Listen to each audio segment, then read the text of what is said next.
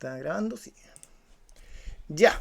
Esta es nuestra. Bienvenido, esta es nuestra sesión número 2 de estas lecturas que estamos haciendo del Practicing Stoic. Yo soy Alfonso, pertenezco aquí a la Quinta Estoa y hoy día va a presentar Estefanía. El tema de hoy día, bueno, lo verá Estefanía. Bienvenidos y comencemos. Muchas gracias, Alfonso, y gracias a todos. En esta ocasión yo voy a compartirles un material, un pequeño resumen sobre el segundo capítulo de este libro, The Practicing Stoic, de Ward Farnsworth, con el mejor intento de traducción que he podido tener. Entonces vamos a ver. Este capítulo 2 son externals, los externos, o también yo lo podría entender como la exterioridad, todo lo que es externo a nosotros, ¿sí? El contenido del capítulo se puede observar con estos pequeños subtítulos que he colocado aquí, ¿no? La primera parte, lo que depende o no de nosotros, el bien y el mal, lo externo y la libertad, lo que es, el juzgar a otros y el conocer la diferencia justamente entre eso que no nos compete o que sí nos compete. Y bueno, en el capítulo primero, ¿no? Se habla de los juicios, entonces aquí yo quise recordar un principio básico para el estoicismo o para la filosofía estoica, que es que nosotros no reaccionamos a los eventos que ocurren, sino a los juicios que tenemos sobre ellos, y por lo tanto tenemos que ser conscientes y reconocer pues que los juicios dependen de nosotros, ¿no? Que esta mirada, esta reacción y esta posterior acción que tomemos frente a lo que ocurre a nuestro alrededor, finalmente depende de lo que nosotros estamos creyendo al respecto, ¿sí? Entonces, ya con esta idea, podemos hablar de qué es un externo, ¿sí? Y el autor del texto lo define de esta manera, ¿no? Todo aquello que está fuera de nosotros mismos o de nuestro poder, ¿de acuerdo? Ejemplos como el dinero, como la fama, como las calamidades, como la salud, como la belleza, son a entender de este autor un elemento externo a nosotros, ¿sí? Y por lo tanto, no escapa de nuestras manos el poder manejarlos, ¿de acuerdo? ¿Qué más? Hay dos aspectos de lo externo que se deben considerar. Lo primero es el tema del apego, ¿sí? Para los estoicos, es importante considerar lo externo sin apegos. ¿Por qué razón? Porque el apego tiene consecuencias importantes en nuestra forma en la que vemos el mundo y la forma en la que tomamos decisiones, ¿de acuerdo? Entonces, ¿qué ocurre? Que si nosotros no somos capaces de ver lo que está fuera de nosotros, lo que está fuera de nuestro dominio, de forma desapegada, ¿no? Podemos emplear mucho tiempo, mucha energía, incluso el texto dice, podemos estar quejándonos y no vamos a hacer nada, ¿no? Porque no está bajo nuestro control, ¿sí? Entonces es importante que para ellos, ¿no? Si cada día cuenta, cada día es valioso en sí mismo, no podemos estar desperdiciando justamente esa energía y debemos ser conscientes de que que es externo, que está fuera de nosotros, que está fuera de nuestras posibilidades, ¿no? Porque de esa manera podemos hablar de este camino a la felicidad que sí existe, que sí es posible, pero no podemos dejar justamente que esta felicidad a la que todo ser humano aspira dependa de aquello que está externo, que es externo a nosotros, ¿sí? Que es externo a nosotros. Y por otro lado, es importante también recordar que todos tenemos sí preferencias, ¿de acuerdo? Pero es importante distinguir también que hay que, o sea, diferenciar la preferencia del apego, ¿sí? ¿Y cómo hacemos esto, no? ¿Cómo saber qué es una preferencia y qué es un apego? Entonces aquí nos dan una suerte de caminito, ¿no?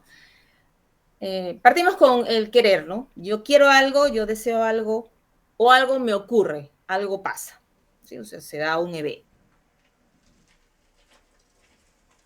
¿Qué pasa aquí? De pronto imaginemos que eso que tú quieres no lo consigues. No, o sea, yo quería, no sé, tener una buena nota en el examen o quería que mi exposición salga bien y no me sale bien. ¿no? O sea, no consigo eso que estoy queriendo o eso que me ocurre no es agradable, ¿no? No es agradable para mí. Entonces, obviamente que me voy a decepcionar, ¿no? Me voy a sentir mal, me voy a sentir incómodo.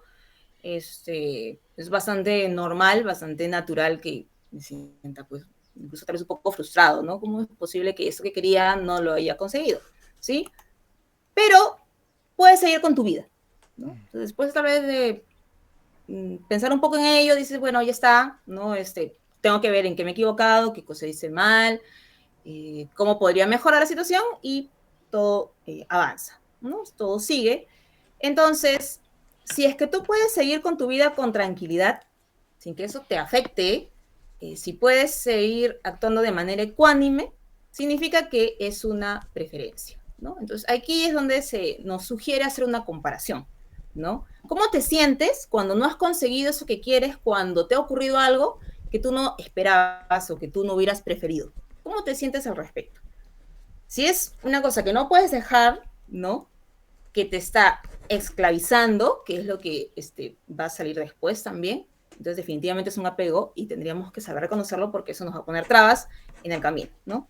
Si es que puedes seguir con tu vida, bueno, estaríamos hablando de una preferencia que también es importante revisarla de todas maneras, ¿sí?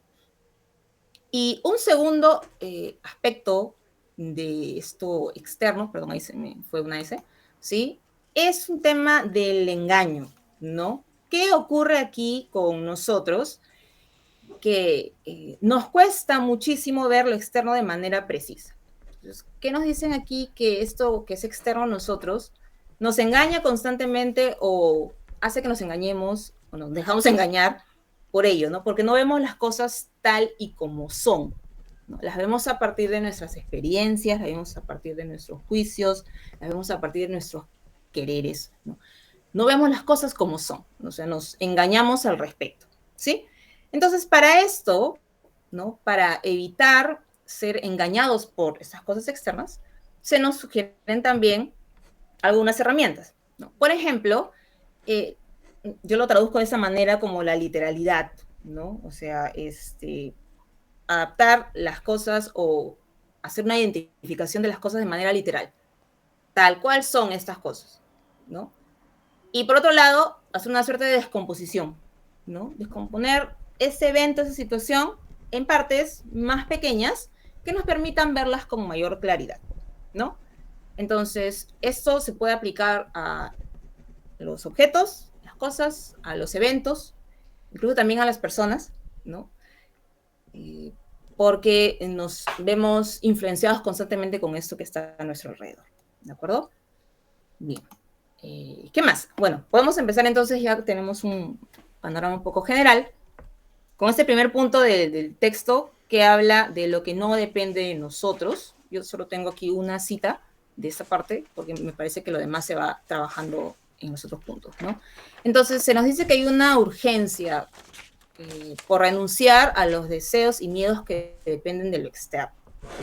Así como al inicio se nos invita a tomar conciencia que no reaccionamos frente a los eventos, sino a los juicios que tenemos de estos eventos, en este segundo capítulo también todo va a ir dando vueltas alrededor de esta idea, ¿no? Que debemos renunciar a eso que está fuera de nuestro alcance, a lo externo. Debemos renunciar, es lo mejor que podemos hacer para poder vivir de manera adecuada, ¿sí? Entonces aquí tengo una primera cita que nos dice lo siguiente. Apuntar a que Epicteto es una de las figuras más resaltantes en este capítulo en especial, ¿sí? Entre todos los demás, claro. Hay cosas que dependen de nosotros y cosas que no dependen de nosotros, ¿no? Lo que depende de nosotros son nuestras, ¿no? Todo lo que tenemos nosotros, opiniones, deseos, aversiones, todo lo que sea obra nuestra, todo lo que esté bajo nuestro hacer, que es otra manera en la que se puede traducir, ¿no?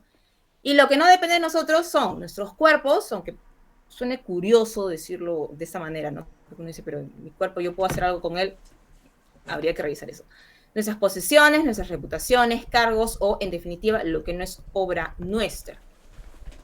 O sea, todo lo que depende de nosotros y todo lo que no depende de nosotros, debemos partir desde allí, ¿no? Porque sobre lo que depende de nosotros tenemos implicancias, tenemos posibilidad de acción. tenemos capacidad para hacer algo. Pero lo que no depende de nosotros, por más que nos esforcemos, por más que invirtamos energía, hay cosas que no se van a mover. Entonces, sería una pérdida de tiempo de alguna manera, ¿no? Por ahí. Yo me quedo con esa primera definición allí. Imagino que mi compañero podría luego, con otras citas, ampliar esa parte.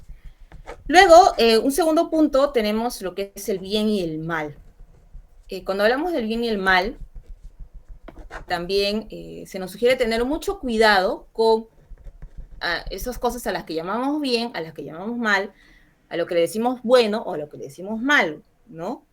¿Por qué razón? Porque ellos hacen una distinción de estos términos sin la carga moral que tenemos tal vez nosotros, o sin la carga religiosa que tenemos nosotros, ¿no? Entonces, para poder analizar con mayor facilidad y con mayor claridad lo que es externo, tenemos que hacer un ajuste justamente a lo que nosotros llamamos bueno, malo, bien y mal. ¿Por qué razón? Porque estas propiedades, ¿no?, de las cosas, de los eventos, incluso de las personas, dependen de nosotros, ¿no? El decir que algo es bueno o malo, darles estas categorías, no sé si en todas las ocasiones o en muchas de ellas posiblemente, depende de nosotros, depende de nuestros juicios. Entonces, si nuestros juicios son inciertos, si nuestros juicios no son claros, vamos a estar dando categorías de cosas que no corresponden, ¿no? Entonces, ahí hay que tener cuidado con ello, ¿no? Nos indican en el texto también, ¿no?, que las cosas, los eventos no son buenos o malos en sí mismos, ¿no? Estos elementos externos a nosotros no son ni buenos ni malos, están ahí, ¿no? Pero nuestras mentes sí lo pueden ser, ¿no? Justamente por esto está aquí, ¿no? Porque somos nosotros los que tenemos afirmaciones, juicios frente a eso que nos va ocurriendo o que nos rodea, ¿sí? Entonces, para ello, pues, debemos tener en cuenta, o se nos sugiere muchísimo, usar correctamente la razón, ¿no? Usar correctamente la razón, usar nuestra capacidad, ¿no?, la capacidad que tenemos como seres humanos racionales para evitar conflictos allí, ¿no? Y otra sugerencia que se nos da es el tema de evitar los vicios, o sea, todo aquello que nos esté alejando de una vida benéfica para nosotros y para los demás, ¿no? Cuando tenemos acciones que nos alejan de lo que es correcto, del uso correcto de nuestra razón, estamos cometiendo ahí errores, ¿no? Y los vicios también se entienden, ¿no?, como un resultado de un mal uso de nuestra razón, de nuestro razonamiento, ¿no? O sea, los vicios, llámese, no sé, la codicia, la deshonestidad, como nos ponen en el texto, ¿no?, los excesos que podamos tener, resultan de justamente el apego al entorno, del apego a lo que está fuera de nosotros, ¿no? Por creer que esto que está fuera es bueno o malo cuando no es así, ¿no? Cuando no es así. Entonces, eso es un problema que tenemos que corregir, ¿sí? Dejar caer estas ataduras, nos dicen, soltar estas cadenas, ¿no?, son un primer paso para llegar a la virtud.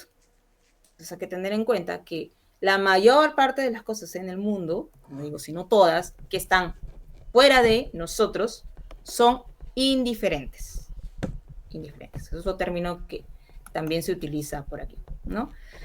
Y justamente aquí están, ¿no?, también nos hablan de esto, bueno, ese es otro autor, ¿no?, solo esta partecita habla sobre ello, ¿no?, qué es lo bueno y lo indiferente, y para los estoicos lo mismo, ¿no? Distinguen dos tipos de valores, lo bueno y lo malo sin carga moral, como ya les decía, y los indiferentes de varios tipos, ¿no? Todo lo que es bueno, o todas las cosas buenas van a ser las virtudes, se apunta siempre a ello, la virtud es el único bien, ¿no? Las cosas malas son lo opuesto a las virtudes, antivalores que puedan existir en el mundo, y lo indiferente, todo lo demás, ¿no? Todo aquello que no tiene un impacto directo, sea beneficio o daño en sí mismos. O sea, estos elementos indiferentes en sí mismos no tienen esta posibilidad, ¿no?, de ser buenos o malos para nosotros. Quienes les dan esa posibilidad somos nosotros, con nuestros juicios, ¿sí? Entonces, por eso que el tema del dinero se considera un indiferente para los estoicos, ¿no? Las cosas materiales, ¿no?, que podemos nosotros ir juntando u obteniendo, no son buenas o malas en sí mismas, son indiferentes porque ellas solitas no nos van a generar beneficio o daño. No lo van a hacer. ¿Quién va a darle esa carga? Nosotros. ¿Sí? Nosotros vamos a darles esa carga. Acá tenemos una cita, por ejemplo, ¿no? Séneca nos dice, hablamos en una habitación soleada, ¿no?, cuando la misma habitación está perfectamente oscura por la noche. Nosotros miramos una cosa, pero luego puede pasar lo contrario y sigue siendo una realidad, ¿no? El día lo llena de luz, la noche se lo lleva. Así sucede con aquellas cosas que llamamos indiferentes o también intermedias, le dice él, como la riqueza, la fuerza, belleza, reputación, o todos los opuestos, ¿no?, que podríamos nosotros decir que son malos, porque estamos acostumbrados a, claro, ¿qué me decir? ¿La muerte es algo bueno? Pues no, pero tampoco es algo malo, porque es un indiferente, ¿no? Lo mismo el dolor, que la mayoría de nosotros podría decir que es algo malo, pero no, para ellos tampoco lo es, ¿sí? Y todas las demás cosas encontramos más o menos aterradoras o que pueden aparentemente ser muy positivas, ¿no? El dinero, por ejemplo. ¿Y el dinero es algo bueno? ¿Es algo malo? No. Es un indiferente. Está ahí. ¿Qué haces tú con eso? ¿No? La acción que nosotros vamos a realizar a partir de un proceso, ¿no?, de nuestros juicios, de nuestros sentimientos frente a las cosas que van pasando, eso va a ser bueno o malo. Eso, la acción. O sea, lo que nosotros hagamos al respecto. Las cosas en sí mismas, no.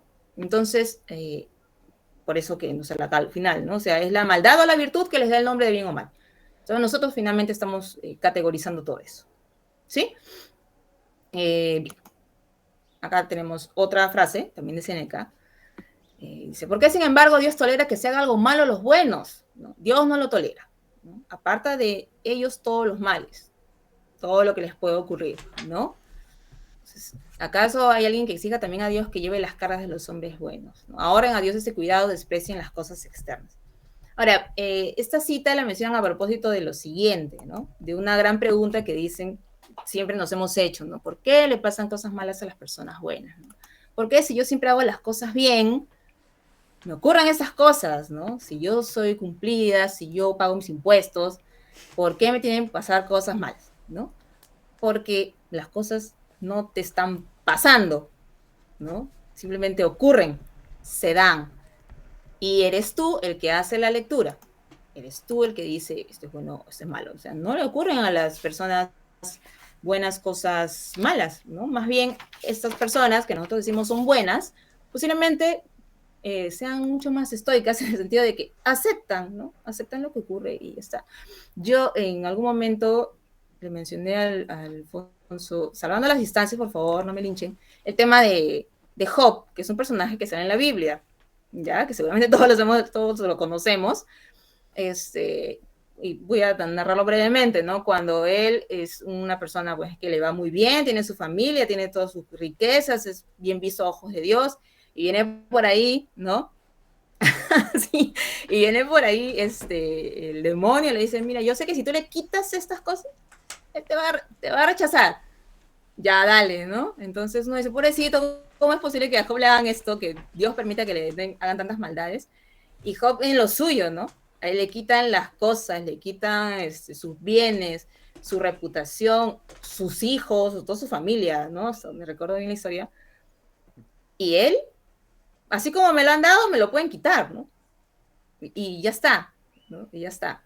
Entonces, no es que ocurran cosas malas o buenas, aunque es bien difícil de entenderlo, ¿no? Porque estamos tan acostumbrados a hablar de bueno o malo, de bien y mal, y de pensar que si hacemos siempre las cosas correctas, entre comillas, no nos tendría que pasar nada malo, que es un concepto, a mi entender, bien difícil de asumir, ¿no? Bien difícil de asumir. Entonces, bueno, por ahí eso, ¿no? Luego tenemos un test, por ahí menciona un test de Marco Aurelio, que nada es bueno o es malo, sí puede pasarle a personas tanto buenas como malas, ¿no? Entonces tenemos, bueno, de hecho que es un pesar, lastimosamente, lo que ha ocurrido con el terremoto ahora último, ¿no? En Turquía y en Siria. Entonces uno puede decir, que el terremoto, qué malvado, ¿no? El terremoto ocurrió, el terremoto se dio, es un proceso natural y de hecho que han fallecido personas que eran consideradas buenas y que eran consideradas malas posiblemente. Pero ahí está. Entonces, un evento de ese tipo no es un bien, no es algo bueno, simplemente es, ¿no?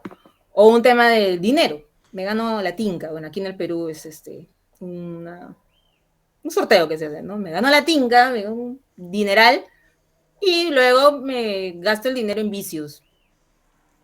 No me sirvió de nada, ¿no? Entonces, esto externo no es bueno o malo si le pasa a personas buenas y malas al mismo tiempo. O sea, no hay nada que hacer allí, ¿sí?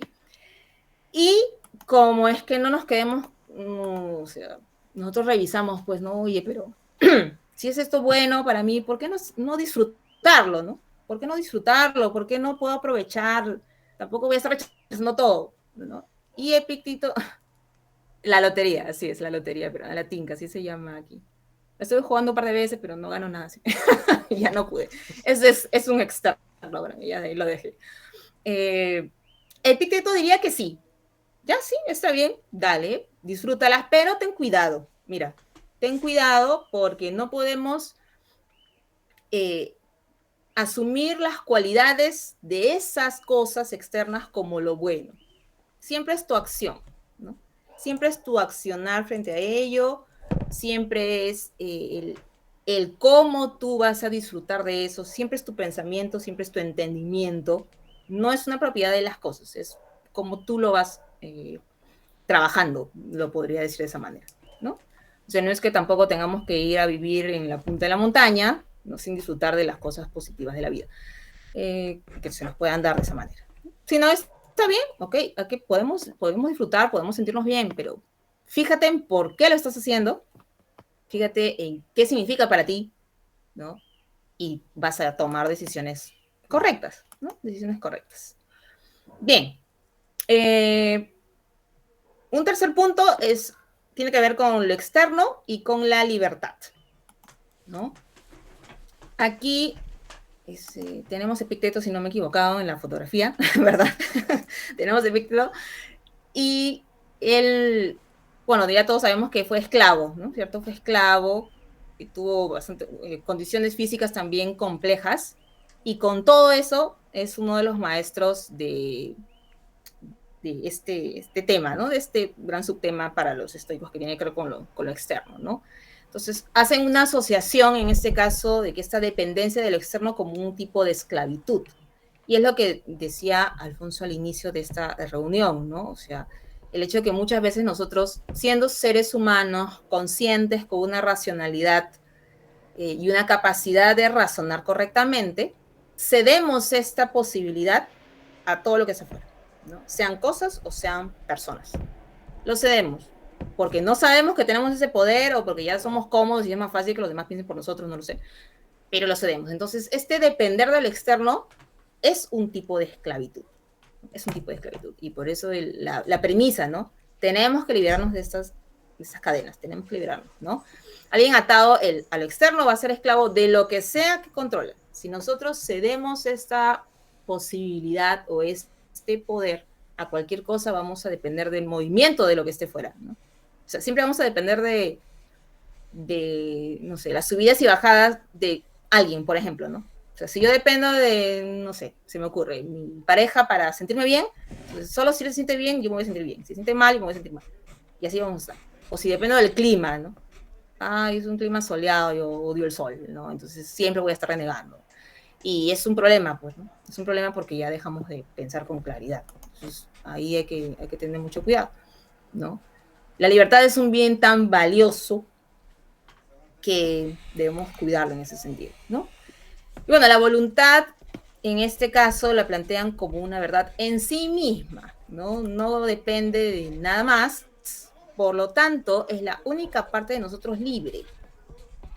Esta voluntad para hacer las cosas, esta voluntad que dirige nuestro razonamiento, ¿no? No la voluntad motivacional de la que tanto hemos hablado, ¿no? Sino la voluntad que dirige nuestro razonamiento, es la única parte de nosotros libre, totalmente libre, porque querramos o no, a menos que seamos sabios, somos esclavos de varias cosas, ¿no? Pero si tenemos este punto de partida, podemos decir, ok, con esto trabajo, ¿no? Mi voluntad todavía es que mantenerla libre y lo demás lo puedo ir trabajando. Ah, y bueno, aquí encontré un cómic, ¿sí? A propósito de que estuve revisando la página de nuestro amigo Diego, encontré un pequeño cómic que quisiera mostrarlo un ratito, ¿sí? No vamos a leerlo todo, pero necesito hacer un escape un segundito, porque si no, no voy a poder. Y como mi internet está, no mi internet, sino mi mouse está terrible. Pero me pareció bastante simpático. Y tiene que ver con el tema. Así que lo voy a compartir un segundito. Compartir esta pestaña. Aquí está. La naturaleza del sufrimiento, nos dicen, ¿no? Entonces aquí hay una especie de juego, ¿no? Y este caballero, justo Epicteto todavía, ¿no? ¿A quién, no? Le dice, sorry, vuelve al inicio, ¿no? En este juego. Y él tranquilo dice, pues vale, ¿cómo es esto, no? Pues, ¿qué cartas se tocan? Exceda mi control, por lo que no tiene sentido preocuparse por ello, ¿no?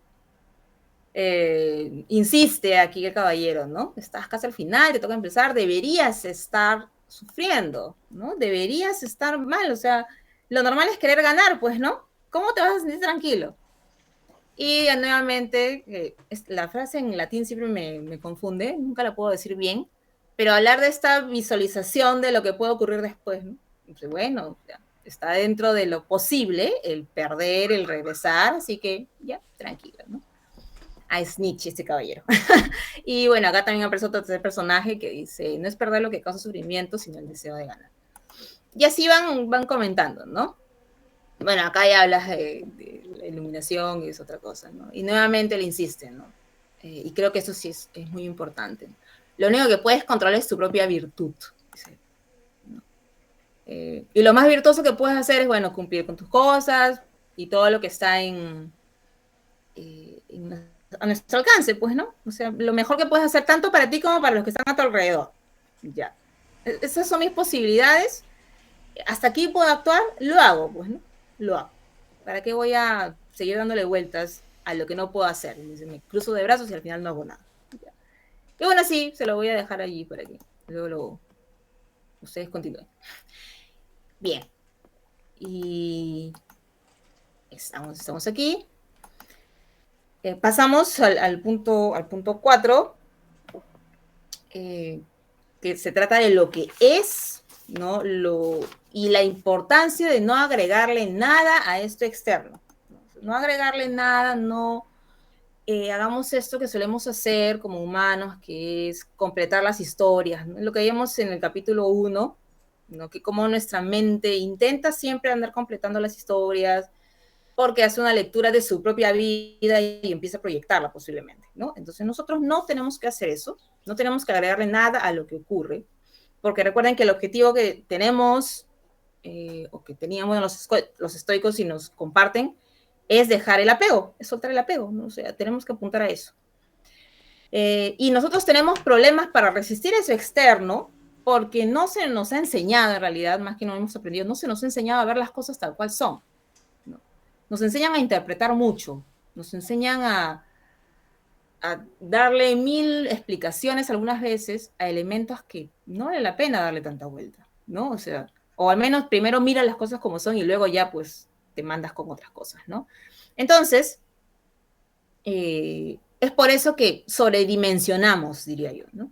Sobredimensionamos, por ello que le damos tal vez mucho valor a cosas que en el fondo no son tan valiosas, o tenemos tanto temor frente a cosas que en el fondo no deberían causarnos tanto pesar, ¿no? Entonces Séneca nos dice pues que sería importante, valdría la pena mirar nuestras reacciones como vemos a los niñitos, ¿no? Los niñitos de quienes tanto tenemos que aprender también. Y aquí él nos da una cita, ¿no? Entonces, para evitar este sufrimiento que nos causa lo que creemos de los externos, no ellos en sí mismos también, para despojar las cosas del desorden, porque el apego y los vicios son producto justamente de una mala interpretación de las cosas, ¿no? De un razonamiento desordenado. Entonces, para poder ver lo que hay en cada una de esas cosas, ¿no? Mira a los niños, le dicen, ¿no? Mira a los niños que nosotros también somos como ellos, solo un poquito más grandes, nada más, ¿no? Entonces dice, sus amigos, a los que están acostumbrados y con los que juegan, si los ven con máscara se van a asustar. Un niñito ve algo que está fuera de lo cotidiano, entonces es evidente que él se asuste. Y nosotros también lo hacemos, solo que disimulamos un poquito más, ¿no? O lo creemos normal nosotros, ¿no? No, criticamos al niñito que se asusta por algo así que parece tan simple, pero nosotros nos asustamos más, ¿no? Entonces dice, es necesario quitar la máscara no solo de las personas, sino también de las cosas, y restaurar la verdadera apariencia de cada una. Ver lo externo tal cual es, sin más ni menos. Porque tenemos aquí, ¿no? Que ocurre un evento, ocurre una situación, pasa algo, y nosotros automáticamente vamos a asignarle un significado a esa acción. Vamos a decir, esto es bueno para nosotros o esto es malo para nosotros. Casi de manera automática lo hacemos, ¿no? Porque se nos ha enseñado a que tenemos que darle un significado. Sin un significado no podemos vivir tranquilos, ¿no? Entonces, sea para bien o para mal, tenemos que asignarle un significado. Lo hacemos rápidamente. Le asignamos un lugar en nuestra historia personal.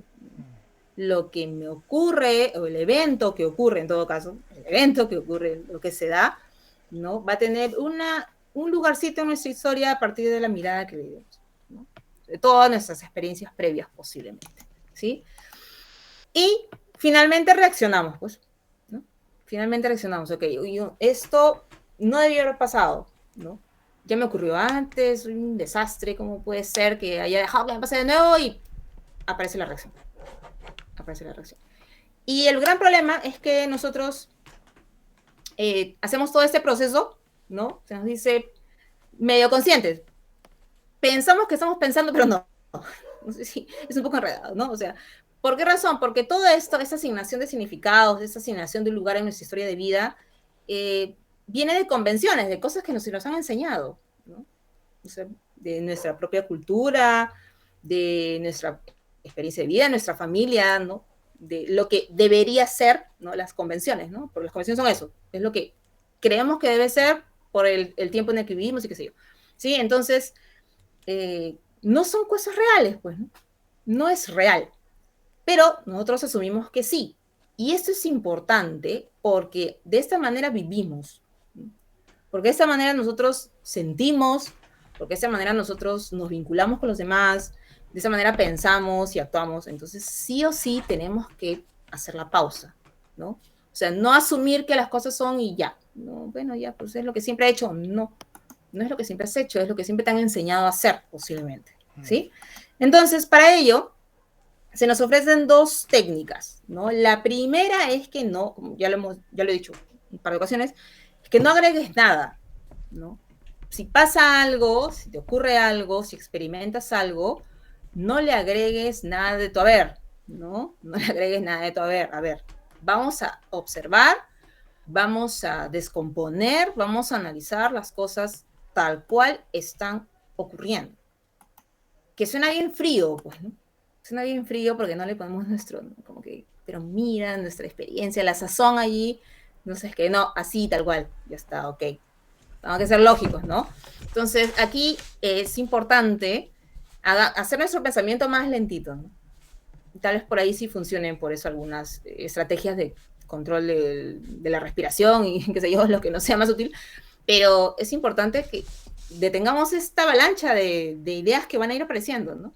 De juicios que van a ir apareciendo con mucha rapidez, o sea, a ver, detente. Y por otro lado, ver eso que imaginas con desconfianza, ¿no? Y en el libro mencionan no la imaginación que nos hace construir cosas bonitas, que nos hace proyectarnos a crear, ¿no? Sino esa imaginación que te hace ver una sombra como un fantasma, ¿no? Cuidado, te dice. A ver, eso que estás imaginándote, eso que tú ya estás, te pasó algo ahora y tú ya estás 3 años al futuro, no sé, ¿no? O sea, ¿es real? Y si es real, ¿por qué crees que es real? No, pero es que podría pasar. No, no podría pasar. Dime en este momento. Esto que te ha ocurrido, tal cual. No le agregues otra cosa. No le agregues ni cosas que te han pasado, ni cosas que le han pasado a alguien más, ni cosas que podrían pasar. Ahora, las cosas tal cual son. ¿Sí? Las cosas tal cual son. Y no es quitarle, como digo, emoción al asunto, sino es utilizar esta racionalidad que nosotros tenemos, pues, ¿no?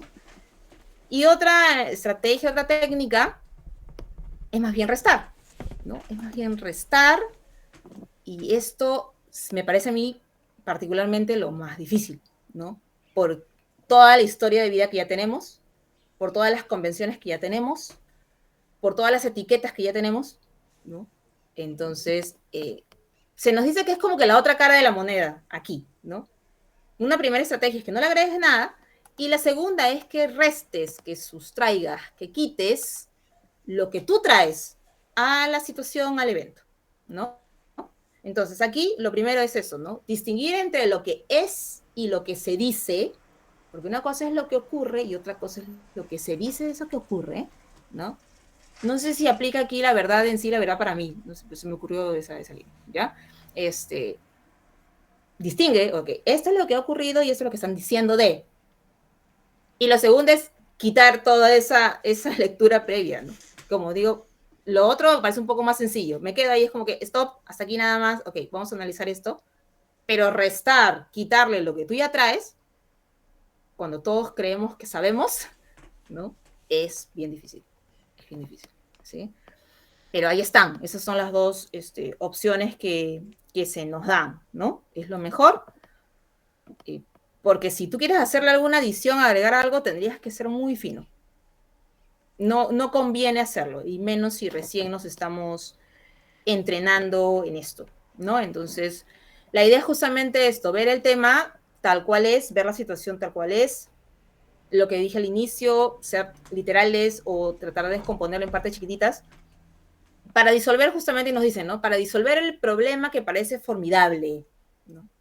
O tal vez eso que tú crees que es maravilloso, ¿no? Y te aferras a eso y luego te das cuenta que no era tan maravilloso como pensaste en el momento. Esa parte no la quisiéramos mover, ¿no? No quisiéramos mover lo bueno que nos aparentemente nos pasa. Bien, voy a entrar al quinto punto. No me voy a extender mucho en ello porque ellos, o sea, tratan, ¿no? Para los estoicos también, las personas son elementos externos a nosotros, ¿no? No es que sean una cosa más o una cosa menos, pero no sé si decirlo, para ser funcionales, ¿no? O sea, para trabajar el tema de los externos, nos dicen que debemos tratarlos así, ¿no? Debemos tratarlos así. De hecho que habrá preferencias, ¿no? Como hemos visto, o sea, de hecho que yo prefiero que las personas a las que tengo estima o con las que tengo un vínculo, pues estén bien conmigo, ¿no? Pero también tenemos problemas para verlas claramente, como las demás cosas, ¿no? Entonces, si tenemos problemas para verlas claramente, se sugiere aplicar lo anterior, ¿no? Así como ves las cosas tal cual son, ves los eventos tal cual son, también tienes que ver a las personas tal cual son, ¿no? Las personas, a pesar de que son más complejas, ¿no? Porque el ser humano es el único, hasta ahora parece ser, que reflexiona sobre sus propios procesos, ¿no?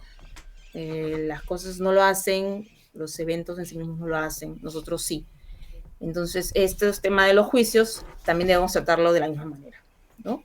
Como digo, no consideré importante tal vez extenderlo, pero bueno, vamos a ir.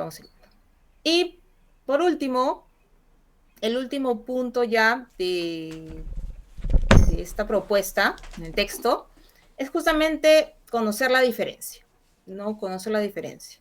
Nuevamente, repito, como en el primer capítulo se nos habla del tema de los juicios y de saber o ser conscientes de que no reaccionamos frente a los eventos, sino a cómo pensamos de los eventos, ¿no? A lo que queremos de los eventos. Entonces también aquí es importante hacer la distinción, ¿no? Entre lo que me corresponde y lo que no me corresponde, entre lo que me pertenece y todo lo exterior, ¿no? Entonces, no, aparece un problema, aparente problema salvaje aparece. Y aparente incluso porque algunas veces no son cosas tan dramáticas, ¿no? Pero bueno. Entonces los estoicos lo que van a decir es, oye, ¿eso depende de nosotros? Si es no, Ahí nada más. Ok, gracias por presentarse.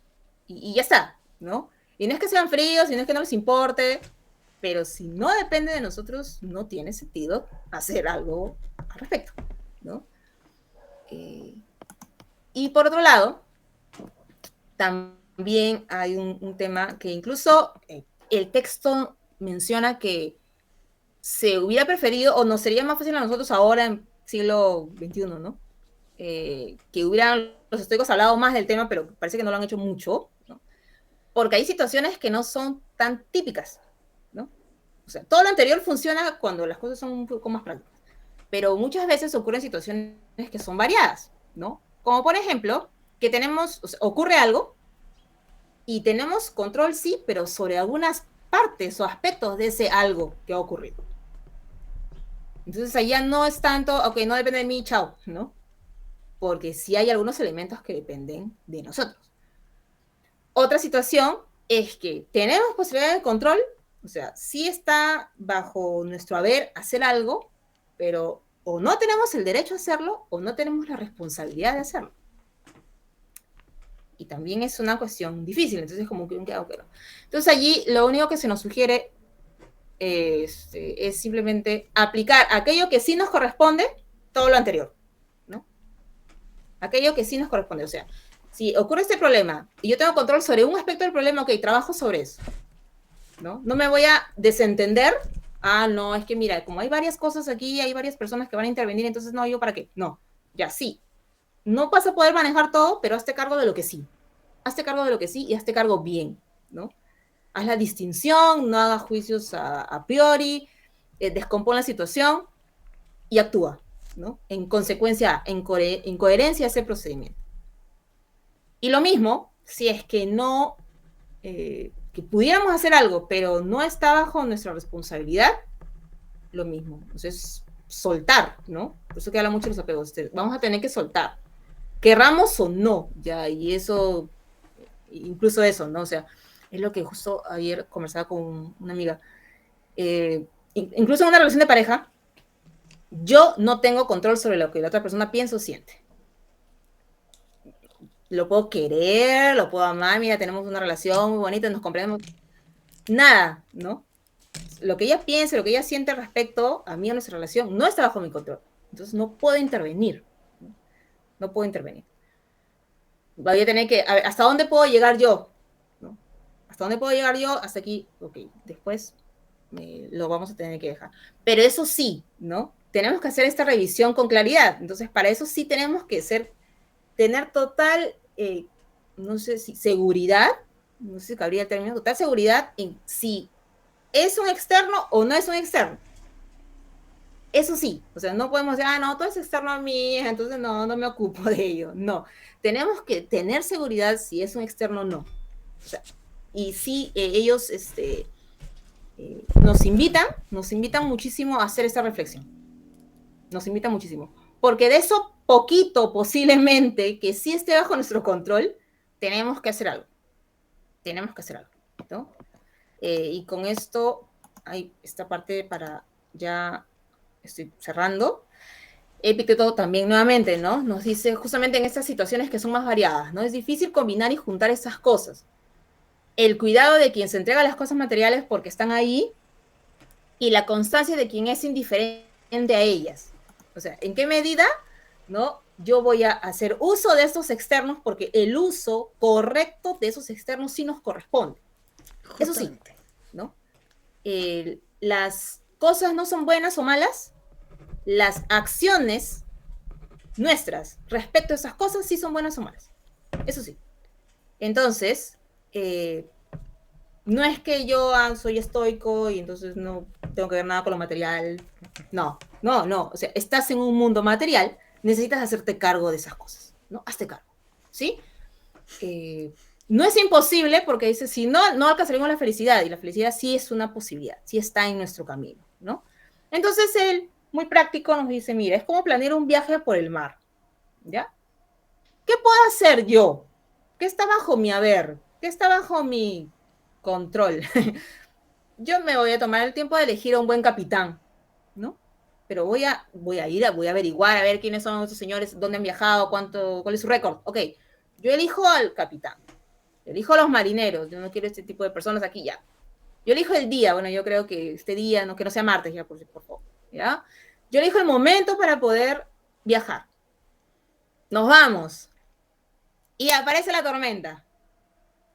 La tormenta es un elemento externo, ¿no? Bastante natural, ¿no?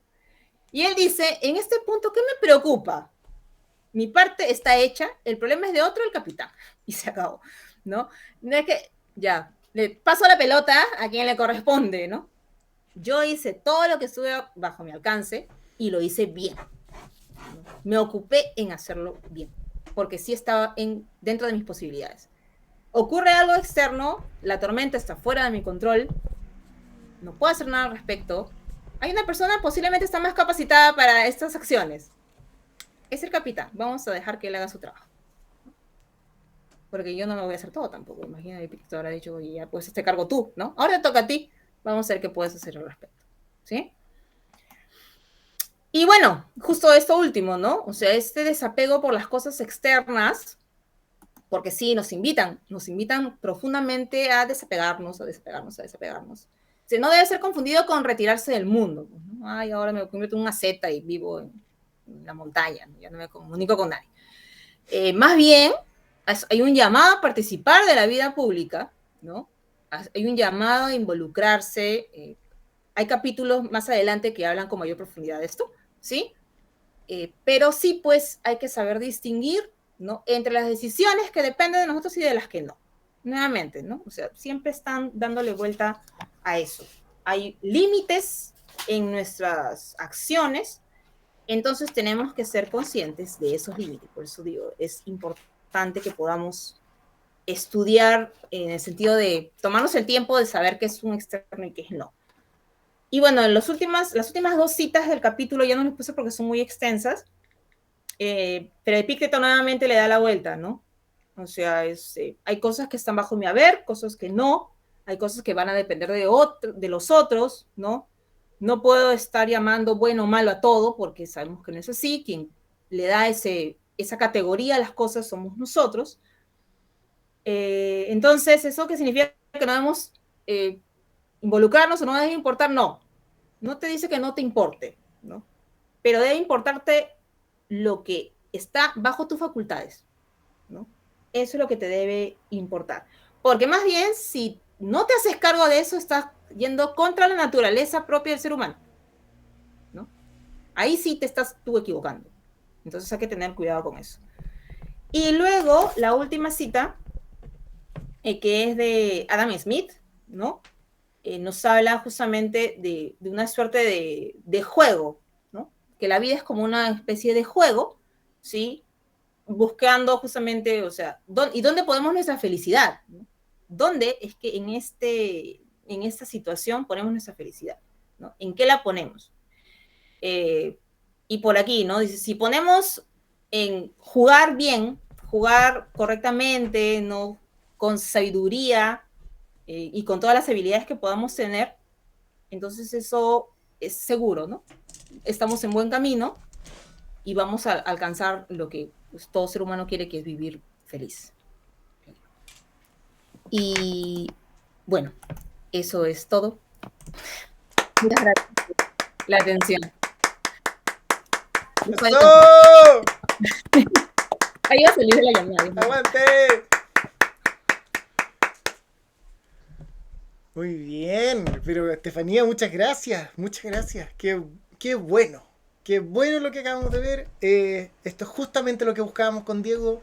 Qué maravilloso. Alegría. Muy agradecido de tu exposición. Dejaría los comentarios de todos nosotros después de la correlatoría. Si está el amigo ahí dando vueltas, pero de antemano, y pienso que hablo por todos, muchas gracias, Estefanía. Muchas, muchas gracias. Excelente trabajo.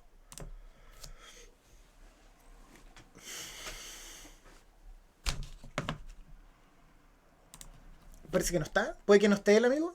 ¿O sí?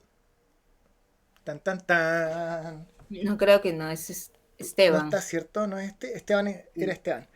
Eh, y bueno, así ocurren las cosas. Si Esteban no está, no hará su relatoría. Eh, Inauguro la... A menos que Diego tenga alguna idea, propongo que comencemos con los comentarios y conversación. Yo quería felicitar igual, o sea, de verdad que muy bien, muy bien. Simplemente de lo mejor que he visto, así, hasta comparado a otras cosas que he asistido. Sí, en verdad, muy contento que...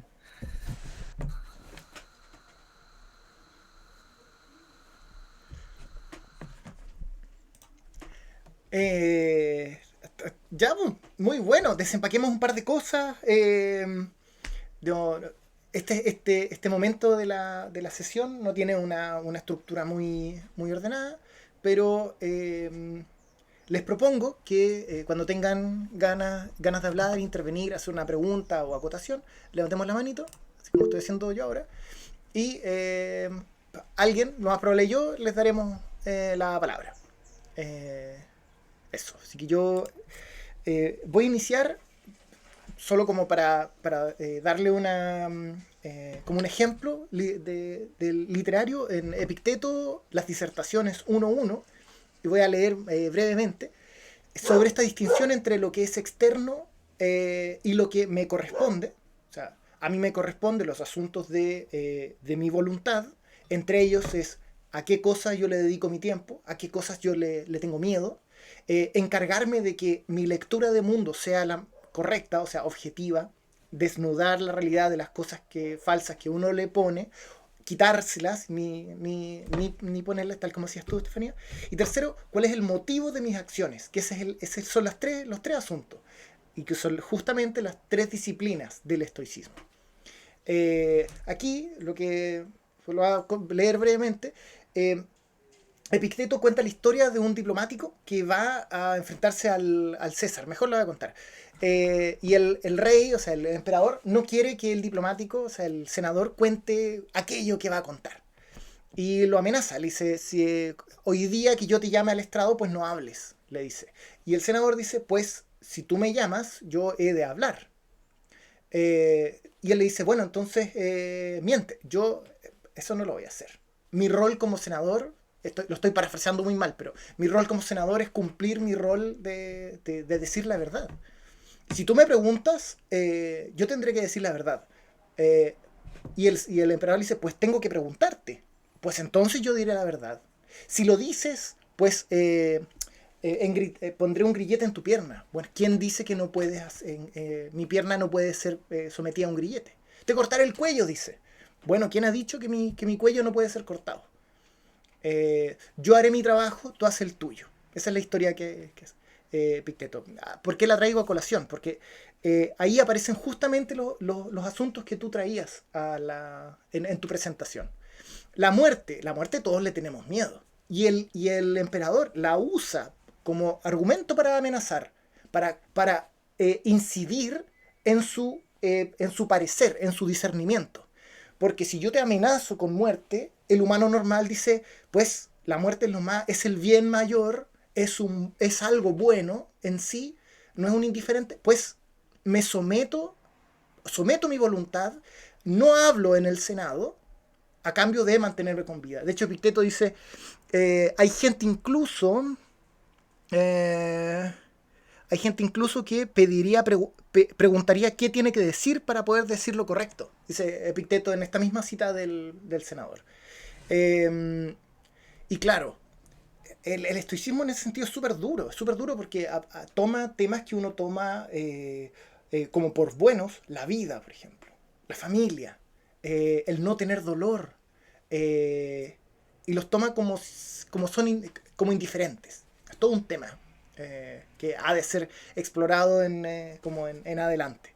Pero para cerrar y no alargarme, lo que me gusta de esta perspectiva es que en la medida en que uno reconoce que hay cosas externas a uno y que éstas siempre van a estar empujadas o limitadas por otras voluntades u otros procesos, y que existen cosas que son internas a uno, los procesos de la voluntad, que si uno se entrena puede llegar a hacer un uso total de ellos, que es la apuesta del sabio, puede llegar a ser libre. ¿Por qué? Porque nadie puede intimidarte. O sea, lo voy a... la promesa de Epicteto en Quiridión 1 es radical. Es como... dice, disculpen, lo voy a leer, dice: las cosas que dependen de nosotros son libres por naturaleza, sin impedimentos, sin trabas. Por el contrario, las cosas que no dependen de nosotros, la muerte, el cuerpo, las riquezas, etc., se hallan en un estado de sometimiento, de servidumbre, y nos resultan ajenas. Y aquí la promesa: recuerda, por tanto, que si consideras libres las cosas que por su propia naturaleza se hallan en un estado de sometimiento, es decir, tomas lo externo como si fuera interno, y crees que te pertenece lo ajeno, lo que tomas por propio, o sea, lo que control, algo que está fuera, dice: tropezarás con innumerables obstáculos, caerás en la tristeza, en la inquietud, y harás reproches tanto a los dioses como a los hombres.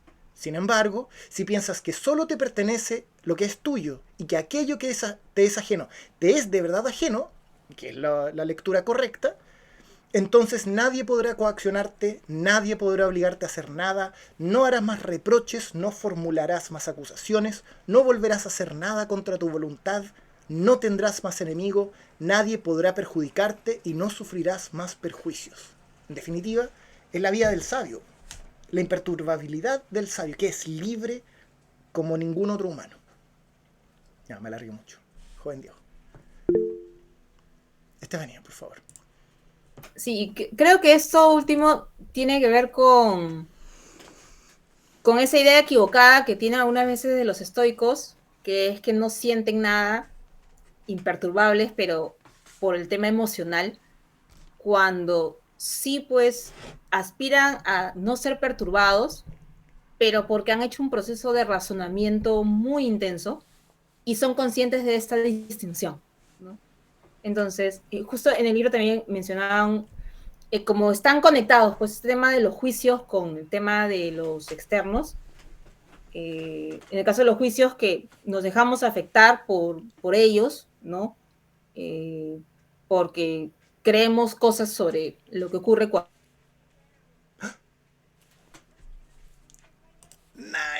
Imaginando que... Estefanía, disculpa, te habías quedado pegada. Quedamos en los juicios. ¿Ahora sí? Como que creemos en juicios que son falsos. Ah, ya. Creemos en juicios con falsos, y por otro lado nos atamos a los externos, a las cosas que están fuera, creyendo que los controlamos, pero en el fondo no. O sea, como...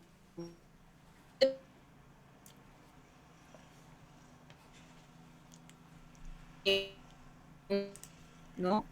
No, en Los Simpsons hay como una cosa de... Estamos experimentando problemas técnicos, ¿no? Sí, sí. Podríamos Sí. Es que nos gastamos mucho tiempo, energía, nos esclavizamos a las cosas que ocurren. Entonces el esfuerzo del estoico es justamente, dice, ¿no? Darle la vuelta a esto, ¿no? Y mover nuestro centro de gravedad, que yo lo entiendo como nuestro campo de acción, más bien, no sé cómo verlo por ahí. O sea, mover nuestro lugar desde donde vemos las cosas a un sitio más útil para nosotros, ¿no? Entonces, para alcanzar de esta manera esa concepción de estoico, de que es las cosas pasan y yo trabajo con lo que tengo que trabajar, ¿no? Me voy a dar a mí mismo la palabra. Esta concepción de que son inamovibles y que no sienten nada, igual es ahí hay una, como bien dice Estefanía, es una mala lectura. Este mismo texto de Tad Brennan que citaste en el capítulo 5 habla de que el sabio sí siente emociones. No es que no sienta, lo que no siente son patheia, o sea, estas pasiones que son disruptoras de la razón. Cuando uno siente un deseo sexual, carnal, y estás, no sé, con alcohol, tú no tomas decisiones racionales. Estás ahí y en el fondo, y es lo que hacen los humanos, bailan ridículamente, gastan todo su dinero en la persona para agradar, etc. Porque nuestra facultad racional ha sido overridden, ¿cómo se dice en español? Sobrepuestas. O ¿cómo se dice, Diego? Creo que es sobrevalorada la palabra. No es sobrevalorada. Es overvalued, overridden. Es como cuando toman el poder, como cuando estás conduciendo, alguien te empuja y toma el control del automóvil. Bueno, no importa. Te sobrelleva. Sobrelleva es la palabra Se sobreimpone, más puede ser. adecuada. Sobreimpone también se Sí. acerca, sí. Dale. Por ahí va. La cosa es que estas pasiones, el deseo, pero también el ejemplo que vimos la semana pasada, el hambre, pero también la melancolía, también la ira, por ejemplo, se impone sobre nuestra facultad racional, hace que tomemos decisiones en el marco de esa ira, pero después cuando desaparece uno dice, epa, ¿qué estaba pasando? Bueno, lo que aquí quiero señalar es que el sabio lo que no tiene son pasiones que se superponen sobre la razón, pero él sí tiene eupatheia, o sea, emociones verdaderas. Las que, dice Brennan, son el goce, joy, y precaución. O sea, precaución porque no tiene miedo, pero tampoco es tonto, entonces no se arriesga a asuntos que sabe que son peligrosos. No es temerario, que sería como el otro polo, sino que es precavido. Entonces, si es que hay el tema del marinero, escoge al buen marinero. Si es que el tema del día cuando zarpar, escoge el buen día para zarpar, tomando las precauciones necesarias. Y goce, siente joy, que es como júbilo, no sé, joy, que es goce, por ejemplo, al ver a tus amigos florecer, al ver que tu polis está más, no sé, limpia, sana, más amistad, el goce de sentir que cuando tú haces un buen acto, o ordenas de algún modo, no sé, un cumpleaños para tu mejor amigo y funciona, es gozoso, o sea, no hay apatía. Eso quería. Me alargué demasiado, pero lo que quiero decir es que el estoico no es apático en un sentido moderno. Es apatheia. O sea, carece de pasiones que se superpongan sobre su razón. Pero sí siente emociones. El goce y la precaución. Sí.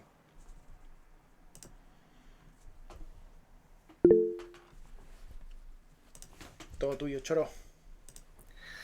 Ya, yo quería igual aportar con una contextualización, o sea, una leve, de que el estoico está posicionado, o sea, posiciona los externos como entre Diógenes y entre Aristóteles. Porque para Aristóteles los externos son buenos, son componentes para la eudaimonía, y para Diógenes los externos son malos porque obstaculizan la virtud. Y este camino de Diógenes es algo que Epicteto igual sugiere, eh, pero para el estoico se posiciona al medio porque para él los indiferentes, como dijo Estefanía, no tienen carga moral. Entonces podemos preferirlos o alejarnos de ellos dependiendo de la situación, si es que obstaculizan o no la virtud. Y eso. Y lo otro que me gustó mucho es encontrar una forma de determinar si es que estabas deseando o prefiriendo algo. Y una buena forma de medirlo son las emociones. Si tienes emociones disruptivas, si tienes ira, frustración, sucede que estabas deseándolo. Y, y ahí es donde uno tiene que ir analizando cuál fue la creencia y ir reflexionando sobre esto para cada vez ir debilitando estos deseos, por así decirlo. O consiguiendo este desapego de esto externo que no debería ser nuestra felicidad. No debería estar condicionando nuestra felicidad.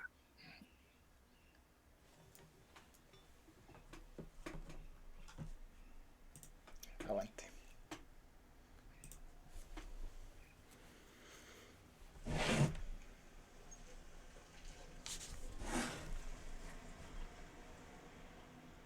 Este es el momento.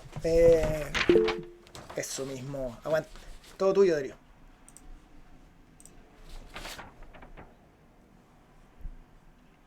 Sigue silenciado. Ay, sí. Hola, ¿se escucha bien? Sí, primero, remarcablemente clara la exposición, muy celebrablemente buena en ese aspecto.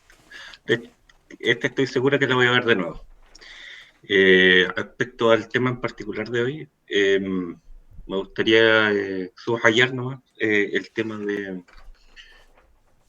que aplicarlo en el tema de pareja, en el tema romántico, emocional. Tiene que ser una de las aplicaciones más difíciles de este principio, de ver que está fuera del control que uno... El otro día, por este tema de San Valentín, estaba viendo una explicación de un compadre que se llama Diego Osarín, creo que es psicólogo. y decía algo como, nosotros siempre amamos como queremos ser amados. Entonces, eso siempre se está contraponiendo con lo que la otra persona tiene de su imagen de amor. Y él usaba una palabra que le encontré muy, muy clara, que debido a eso, a esas ideas diferentes que hay de cómo amar, siempre hay mucho desencuentro. Entonces, y ella resaltaba que siempre es necesario, sobre todo en las parejas, poder comunicarse, porque muchas veces la idea que tiene una persona es diferente a la de la otra.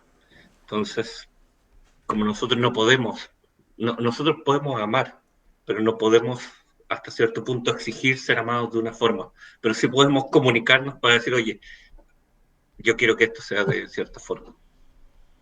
Eso, más que nada. Muchas gracias. Joven Diego Martínez. Aunque, bueno, Bueno, primero que igual me gustaría felicitar a Estefanía por su exposición. Quedó claro algunos. Me gustó más que nada la división que hizo. Y justamente respecto a esa división, me gustaría hacer un comentario, bueno, respecto al autor, no a la exposición de Estefanía, que esta descomposición de un problema macro en problemas pequeños es, bueno, al menos por la bibliografía que he leído, es como una concepción aristotélica de los problemas, en el que a partir de un problema, entonces yo empiezo a identificar las partes que conforman ese problema, entonces por ende podría, desde la perspectiva aristotélica, podría empezar eh, a darle más sentido y resolverlo de mejor manera. Bueno, es lo que me gustaría comentar respecto al texto. Y me gusta mucho este tema de que no hay cosa tal cual, sino es un juicio, es una idea, una perspectiva que hacemos respecto a las cosas, a las situaciones. Y de cierta forma que no es que haya un miedo excesivo por parte de los procoptones, los sabios estoicos, pero hasta cierto punto me lleva a preguntarme si no sería necesario, si no es necesario, esta perspectiva de que las cosas son realmente malas. Hablábamos bueno, mencionaba en el ejemplo del terremoto, Estefanía lo mencionaba, que, o sea, claro, tiene razón, no es que el terremoto sea algo malo o el terremoto sea un ente y haya querido hacernos daño o algo por el estilo, pero hubo muertes, hubo desapariciones, pero mucho desastre económico en general. Vaya, o sea, esos dos países han sido afectados desde distintos ámbitos y así han sucedido eventos a lo largo de la historia que la sociedad los ha catalogado como malos y entonces a partir de ese evento es que se han desarrollado distintas metodologías para prevenirlos. Podemos poner un ejemplo, ha llegado a nosotros la pandemia de COVID-19, la catalogamos como algo bueno porque nos enfermamos, porque nos podíamos morir, porque podíamos perder a nuestros seres queridos, la economía, mil factores. Entonces, debido a esa perspectiva de que el COVID, de que el virus era un ser malo, un ente malo en la naturaleza, fue que desarrollamos todo un sistema para seguir esto. Entonces, con la pregunta que quiero terminar es, de alguna forma, aunque no es la ideal, no fue necesaria o no es necesaria esta perspectiva de las cosas, de catalogarlas como buenas o malas. Ya, con eso termino. Yo voy a responder, pero cualquiera puede responder también. Y lo que yo diga no es el final. Puede levantar su manito. Para mí lo resuelve el que sea moralmente malo y dañino, peligroso, que cause perjuicio. La tormenta no es moralmente mala. Lo que sería moralmente malo sería tomar la equivocación de meterme ser temerario y meterme a la tormenta a navegar bajo una falsa lectura o equivocada lectura de que yo me la puedo, las tormentas no son tan terribles. Entonces, yo creo que esa es la distinción. No es, el terremoto no es moralmente malo porque no existe una voluntad que ejerza el mal. Ahora, claramente, en términos utilitarios, uno sí podría decir que la tormenta es negativa, que el COVID fue muy, muy dañino y que el terremoto es malo. O sea, en tanto la definición de bien es el que cause mayor placer menor dolor a la comunidad o a gente, al mayor número de personas posible. En tanto esa sea nuestra definición de bien, sin duda el terremoto sería moralmente malo, no sé si moralmente malo, pero sería malo. En el estoicismo, como no hay una voluntad asociada, no sería moralmente malo. Más aún, diría Sellars, que hoy día estaba leyendo, el man decía que en la medida en que las cosas ocurren, comillas, por azar, el terremoto a todos los países que tienen cordillera le pueden ocurrir un terremoto. Es así. Porque la cordillera lo que hizo fue empujar dos placas que terminó subiendo una. O sea, en todo lugar donde haya una falla, ocurrirá un terremoto. Entonces a cualquiera puede ocurrirle. De modo que, tal como la muerte, por ejemplo, que a cualquiera puede ocurrirle, la muerte no es mala. En otro momento Epicteto dirá, ¿quieres ver cuál es la voluntad de la naturaleza? Mira aquellas cosas que le ocurren a todo mundo por igual. Y decía, ¿cómo? Claro, la muerte, la mala suerte, la separación de sus parejas, la muerte de un hijo, la destrucción de tu negocio, etc. Bueno, eso. Entonces, como en el estoicismo clásico existe un orden providencial, coordinador, que como en términos generales empujará hacia el bien por el tema de la providencia, los externos no tienen connotación, simplemente ocurren porque son voluntad de la naturaleza. En cambio, las formas de decisiones que tomamos nosotros, que pasan por nuestra voluntad, sí serían moralmente buenas y sí serían moralmente malas. Eso. Dale tú. Sí, de hecho, es a lo que me suena esta perspectiva utilitarista cuando decimos, es que determinado evento de la naturaleza, una enfermedad, un desastre natural, lo que sea, incluso algo causado por nosotros mismos, podemos decir, bueno, es que fue algo malo porque me perjudicó, porque quitó este estado de bienestar en el cual como sociedad estamos, o yo como particular me encontraba, pero no sé, aprendido mucho de Diego, de los preferibles, podríamos decir, ok, pues no es que el COVID sea malo o que el hecho de que yo tenga coronavirus sea algo malo, pero prefiero no tenerlo. Y porque prefiero no tenerlo, es que entonces vamos a crear todo un sistema de salud pública y elaboraremos vacunas. Sin embargo, no sé, me sigue sonando a utilitarismo, pero no sé qué piensen los demás. O sea, entiendo que es estoicismo, lo entiendo, pero el hecho de que haya como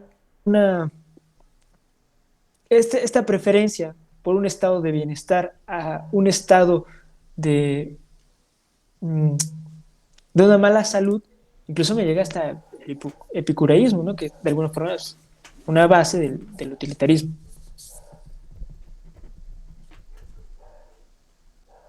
Estefanía. Sí, yo creo que ellos utilizan, bueno, los textos utilizan mucho el término de beneficio-daño, y por ahí podríamos tratar de hacer la distinción. O sea, y esto es más cuestiones prácticas, ¿no? O sea, cómo está organizado nuestro lenguaje posiblemente. Por ejemplo, se habla de las cosas buenas, son solo las virtudes, ¿no? Eso, en sí, porque en sí mismas son buenas. Lo malo, todo lo demás, o sea, todo lo contrario, todo lo opuesto, los vicios o los antivalores. Y luego los indiferentes no son buenos o malos porque en sí mismos no tienen esa carga, ¿no? En sí mismos, esos eventos, esos objetos, no tienen impacto, no generan beneficio o daño, sino a partir de su uso, ¿no? Sino a partir de lo que les rodea, ¿no? A partir de lo que hacemos con eso. En cambio, si hablamos por ejemplo, si hablamos del coronavirus, claro, genera daño. No es que sea malo, pero es la costumbre nuestra utilizar lo bueno y lo malo. Casi todo el tiempo estamos hablando de bueno y malo. Nosotros, por costumbre o nuestro lenguaje, ¿no? o nuestra tradición, o no sé, cristianismo, ¿no? O sea, se hace esa distinción generalmente, ¿no? Bueno, malo, bueno, malo. Pero para el caso de los indiferentes, tú mismo lo has mencionado, ¿no? Hay cosas que yo prefiero y cosas que no preferiría, pero hasta ahí nada más. Eso es lo que yo voy entendiendo. Y es difícil incorporarlo a nuestro lenguaje habitual, porque ya estamos acostumbrados a usar las otras categorías, ¿no? De bueno y malo. Por eso que en una parte del texto que dicen, ¿no? Si queremos seguir este caminito, tenemos que hacer un análisis de a lo que llamamos bueno o malo, porque posiblemente no sea como son las cosas, ¿no? Por ahí. Yo tenía la mano antes, Diego, no te estoy quitando la palabra. Lo que te iba a decir, Diego segundo, es que sabes que las políticas sociales o las políticas públicas en general son muy aristotélicas. Son muy aristotélicas. Porque, por ejemplo, el Índice de Desarrollo Humano, escrito por Amartya Sen, el man es un filósofo de la India y él estudiaba Aristóteles en Inglaterra. Es muy famosa su recorrido y todos pueden como trazar la historia aristotélica de Amartya Sen que derivó en el Índice de Desarrollo Humano. Sobre todo porque en Aristóteles los bienes, los que en el estoicismo se llaman indiferentes, proveen libertad. Son los bienes los que te dan la libertad de participar en una polis, que es todo el marco como el marco que ocupa Aristóteles en el fondo. Es como lo que quiero son que los ciudadanos tengan la posibilidad de participar en su polis, cambiar su polis y hacerse florecer entre ellos con mayor libertad como paulatina. O sea, mientras más libertad o sea, en el tiempo que vivan mejores, etc. Y claro, en el estoicismo pensamos que los bienes, si bien son preferibles, no otorgan libertad. Y esa es la gran diferencia. Libre es el sabio, porque no cae ni en engaños, ni persigue falsos objetivos. En Aristóteles, claro, el que tiene más bienes va a tener más posibilidades de ejercer esta libertad y por tanto va a llegar a la excelencia. Y ahí hay eso es una gran discusión. Con lo que quiero cerrar es que el mismo Cicerón, por ejemplo, si no me equivoco, en De Officis, los deberes, dice que tiene un amigo, que ahora me olvida el nombre, que siempre decía que Aristóteles y los estoicos tenían la misma ética, salvo que le cambiaban los nombres. Falso. Cicerón dice, y esto es falso. Porque, claro, ambos buscaban la excelencia humana y la libertad, pero Aristóteles se lo atribuía a las cosas. En cambio, en los estoicos a este espacio interno de despojarse de las falsas impresiones. Eso. Y por último, no podría ser utilitarista porque el utilitarismo comenzó, no sé, 1600 años después, más 1800 años después. Entonces este cálculo aristotélico no es utilitarista. Si hay algo, y aquí estoy arriesgando porque en verdad no lo sé, si es que algo es algo, el utilitarismo tendría un arraigo aristotélico. Pero en verdad no, ahí yo me estoy aventurando, en verdad no. Ahí eso sí que me queda grande. Joven Diego. Ya. Yo quería decir que hay que tener cuidado en no subestimar a lo indiferente, que si bien hay desapego y es indiferente a tu felicidad, no significa que sea tu desinterés. Y así, por ejemplo, los terremotos acá en Chile nos han enseñado y todo nuestro edificio tiene que tener una rigurosidad están diseñados para ser sísmicos. Y el ejemplo que quería dar para hacer una distinción es que si uno lee un periódico y ve que aumenta la delincuencia, uno puede decir, esto es indiferente a mi felicidad, pero esto es malo. Es malo porque para las personas que están cometiendo, desde la perspectiva estoica, los delincuentes son malos, porque su prohairesis está dañada. Ellos están haciendo el mal, entonces están dañando su carácter. Entonces hay que tener cuidado con esa distinción. Si se fijan, es indiferente a mi felicidad, pero esto es malo. No es malo. Y a la vez, ¿cierto? Uno lee esto y no como que pasa la página, sino que también uno puede tener la posibilidad de organizarte con tus vecinos, instalar cámaras, etc. A eso es.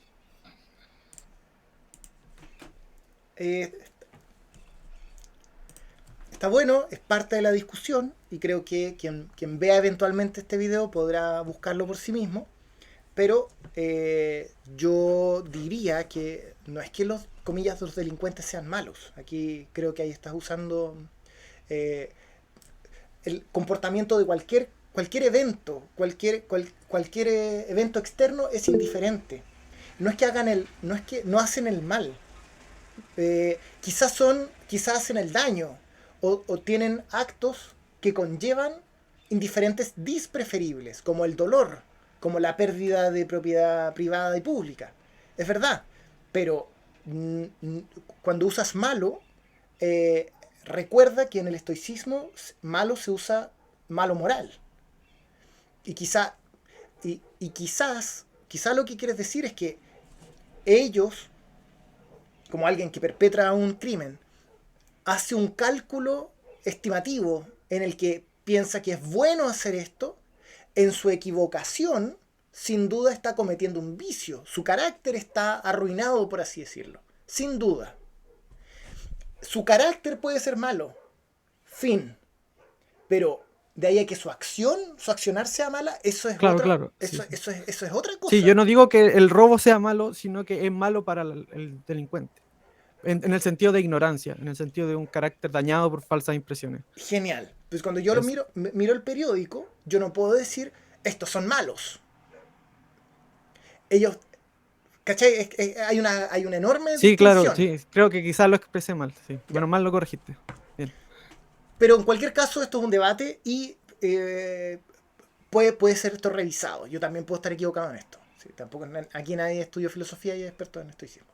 Diego segundo. Bueno, creo que Diego ya aclaró su punto, pero al menos lo que yo iba a decir era que, al menos desde la parte socrática, no recuerdo bien en qué diálogo, hablaba de que es preferible, o sea, hacer un mal o recibirlo. Entonces, Sócrates comentaba que es mejor recibir un mal. Entonces, yo creo que desde esta perspectiva, los ladrones estarían actuando mal porque en vez de preferir recibir, ser asaltados, ellos deciden atropellar a otras personas. O sea, entonces, sí que podría entrar como esta perspectiva de, bueno, es que son malos no porque hagan acciones malas, sino porque no tienen una buena visión de qué acción prefiero yo cometer o recibir. O sea, esto está como enredado, pero al menos para comentar. Para mí el mejor ejemplo es cuando hay una crisis económica, y esto es histórico aquí en Latinoamérica, cuando hay una crisis económica, los barrios típicamente tienen dos estrategias, de entre muchas.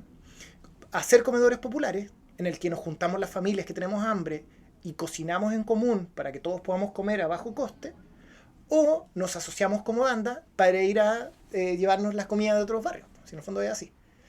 Entonces, claro, aquí la lectura equivocada de las personas que se asocian para ir a robar en un lado, todo un tema del robo, no es parte del estoicismo, quizás estamos metiendo un problema, pero es solo un ejemplo. Es mucho más complejo, hay un tema de propiedad, bueno, etc. Entonces, su lectura es individualista. Dicen, pues vamos a robar porque es un bien.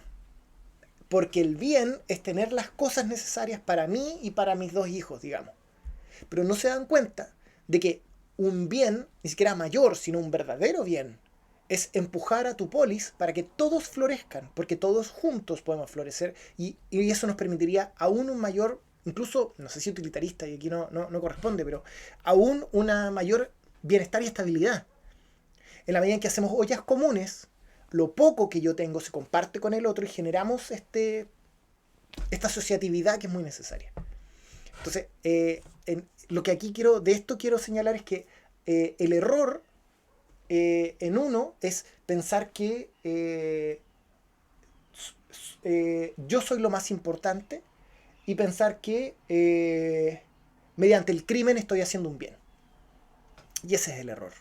En cambio, una lectura opuesta es una buena lectura, en el fondo es como aunemos esfuerzos, cocinemos en conjunto y hagamos movilización social si es necesario y peleemos con el gobierno y que asegure que estabilidad.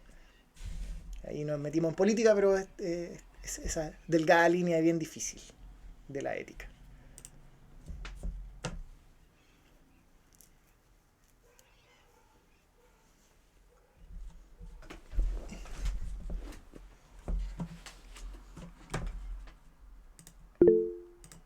Yo quería subrayar otro asunto, esto de el uso apropiado de las cosas. Pienso que ahí hay un tema muy, muy importante. Por ejemplo, a mí se me dieron mis dientes y yo he de cuidarlos, he de mantener mis dientes en un buen estado. Si bien mis dientes son indiferentes en tanto evento externo a la voluntad o objeto externo a mi voluntad, son míos. Debo ser el mejor cuidador de ellos porque se me dieron a mi administración, así como mi cuerpo, mis lazos familiares, y he de preferirlos bien administrados a dejarlos a que en tanto indiferentes simplemente dejarlos ser y que se me pudran y que se me caigan todos. Ahí donde, por ejemplo, y esto también aparece en parece que es el Eutidemo, pero parece que no, en el que el bien, Sócrates había una distancia entre Sócrates y los estoicos. Sócrates decía que habían veces en que lo que nosotros normalmente llamamos bienes participan en el bien. Esto es un debate menor que no viene al caso, pero Sócrates, o lo que escribió Platón sobre Sócrates, todavía mantenía una posición más bien difusa sobre qué es un bien, porque habían veces en que tomaba no la riqueza, pero sí, por ejemplo, la salud o algún otro indiferente, y dado que lo ocupábamos bien, participaba del bien. Son tecnicismos bien, bien específicos, pero a diferencia de eso, el estoicismo agarra el argumento y lo lleva aún más lejos. Dice, el único bien es la facultad de hacer uso del resto de las cosas. Incluso si no tienes nada. Incluso si es como estás en gran dolor, en el hospital, y se perdió todo lo que poseías. Incluso en ese instante puedes hacer un uso correcto y apropiado de lo poco que te queda. Incluso si no es nada. Porque en el fondo nunca no es nada. Entonces por eso el ejemplo de los dientes. Incluso si me quedan pocos dientes, yo debería cuidar esos pocos que me quedan. Incluso si ahora tengo, no sé, 36 años. Y yo pienso que estoy como en la vejez máxima. Bueno, me quedan otro par de 30 años, otro par de 35 años, quién sabe. Y he de usarlos y administrarlos de manera correcta. Eso es lo sabio. Estefanía. Sí, justo lo último que decías, ¿no? También en los apuntes y en las cosas que estaba leyendo, o sea, el estoicismo lo que propone es cierta radicalidad en ese sentido, o sea, en la división de las cosas, ¿no?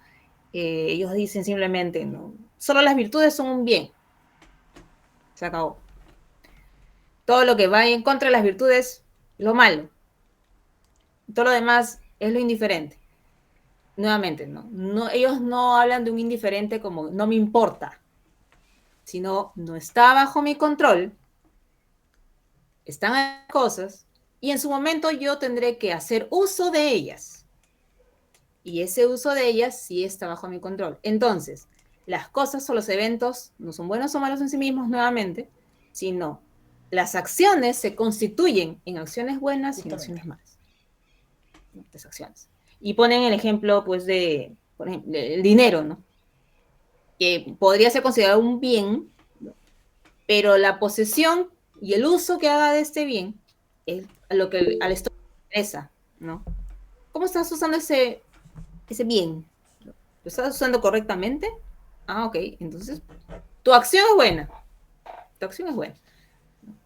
Y también hay un tema que ya, bueno, me salgo un poquito, pero en las traducciones, en los textos en inglés hablan de goods, como, y no se refieren necesariamente a lo bueno, sino a bienes. Entonces ahí también algunas veces confunde eso. Pero el estoicismo apunta a esto, ¿no? Finalmente tu acción es lo que se evalúa de alguna manera, ¿no? Es lo que se está evaluando o lo que tú mismo tendrías que evaluar en todo caso. Joven Bonifaz. Es que igual en esta exposición se mencionó la felicidad.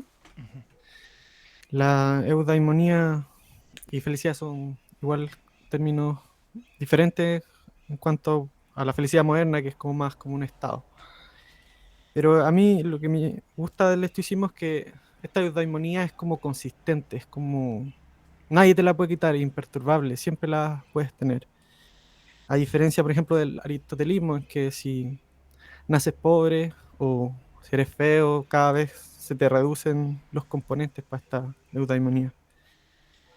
Y el estoicismo no, porque esto sale muchas veces en muchas páginas, como que sale como que esta felicidad como estado es el fin del estoicismo, o la ataraxia es el fin del estoicismo, ser alguien sereno, ser imperturbable. Y no es así. Pero estos son solamente efectos secundarios de la virtud.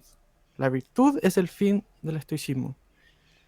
Y yo por lo menos entiendo la eudaimonía como sinónimo de virtud. Así yo creo que queda como claro.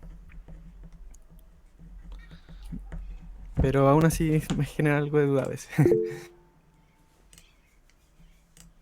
Yo como para bajar esto de la virtud, la virtud es la virtus, la traducción romana de arete, que es la palabra en griego, que significa excelencia. Entonces, claro, cuando uno dice excelencia, dice virtud, lo que está diciendo es excelencia. ¿Pero excelencia de qué? Excelencia de la facultad racional. Es decir, tener un carácter excelente. O, dicho de otra manera, un carácter lo más desarrollado a lo que, si es que no tuviera ningún obstáculo, hacia dónde llegaría. Lo dije muy desordenado, pero es como si un cuchillo, su destino es cortar, un cuchillo excelente va a ser el cuchillo que va a ser no solo liviano, pero también va a tener un gran filo y va a ser duradero. Tiene ciertas cualidades porque es el lugar que tiene, es su función en la gran orquesta de objetos de la cocina. En cambio, el ser humano, y también los caballos, por ejemplo, los caballos con la velocidad, dependiendo qué, si es un caballo de carga, un caballo de correr, etc. En cambio, los humanos, su naturaleza, el telos que presenta Aristóteles, es ser usuarios de la razón, usar una recta razón, ordenada, que se pregunta sobre lo que cree, como bien decía Estefanía, como, ¿es esto real? ¿Es esto que me encuentro verdadero? ¿Qué de esto le pongo yo, le traigo de mi historia a lo que estoy viendo? ¿Y qué de esto que estoy viendo es realmente lo que es? Marco Aurelio en otro lugar dirá que cuando vas a una gran cena, recuerda que ese pez, o sea, esa plato increíble es un pez muerto. Que la tela con la que te vistes y que te da renombre y que todos miran que es púrpura y increíble, eso es sangre de molusco. O sea, no es de otro planeta. No le atribuyamos a las cosas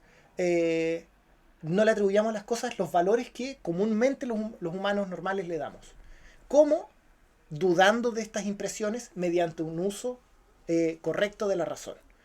Volviendo al punto anterior, la virtud entonces es la recta razón.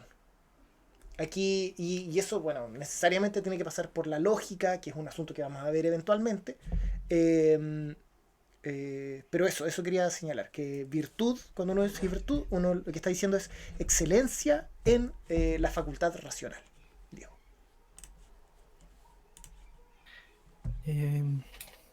Ahora quería como enfocarme más como en lo práctico, que fue como al final de la exposición, porque yo igual estoy tratando de hacer una guía para poder tener un buen uso de las representaciones. Y este libro igual está ayudando harto. Por ejemplo, el no agregar nada, que yo lo interpreto como no exagerar la situación. Porque ahí se empiezan a intensificar las emociones, las protopasiones se transforman en pasiones negativas, si es que estás exagerando diciendo esto es terrible, esto es lo peor que me ha pasado en la vida, y hay que poner las cosas en perspectiva, así, esto le pasa a todos los humanos eventualmente, no sé. El restar, que yo lo interpreto como el concentrarse en chequear los hechos y ver qué cosas son interpretaciones y qué cosas son hechos. Y el tema de juzgar a otros, o sea, me gusta mucho eso de Marco Aurelio, de cuando encuentras como un juicio negativo de otra persona, te pregunte a ti mismo como, bueno, ¿y cuál vicio tienes tú? Y eso como que al tiro te baja como del pony a ti y te pone como en perspectiva y a la vez no ves al otro como un inferior, lo ves como un igual a ti. Eso.